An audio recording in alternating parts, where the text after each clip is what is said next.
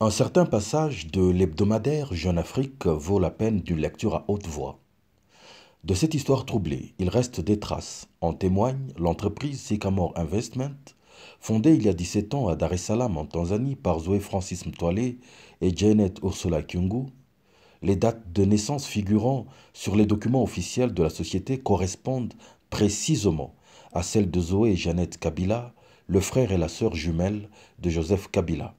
Sur l'acte constitutif de Sycamore Investment, daté du 18 juillet 2001 et archivé au groupe d'études sur le Congo, GEC, tous deux sont identifiés comme Tanzaniens. Point.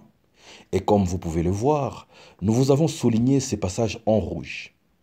Et ce n'est pas un détail banal en ce temps de turbulence politique, caractérisé par une chasse aux sorcières sans précédent contre des acteurs politiques accusés à tort ou à raison de détenir une double nationalité et mis à l'écart par la CENI sans droit de candidater soit à la présidentielle ou aux législatives.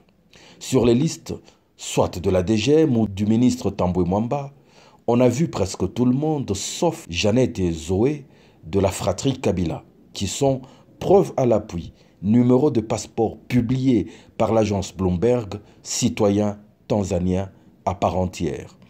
Où sont, dans ce cas précis, le procureur général de la République, le ministre de la Justice, la CENI, les cours et tribunaux pour enfin démontrer un minimum de bon sens en s'occupant d'eux?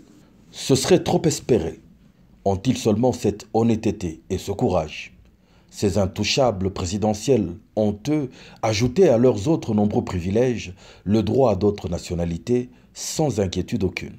C'est justement dans ce climat d'injustice, de discrimination, d'exclusion que Kabila entend organiser ses élections à lui, à huis clos, comme dans son propre poulailler, où en refusant toute aide internationale, il veut lui-même choisir les participants, selon son bon vouloir. Un cocktail explosif qui risque de sauter à la figure de la sous-région et de la communauté internationale si personne n'y prend garde.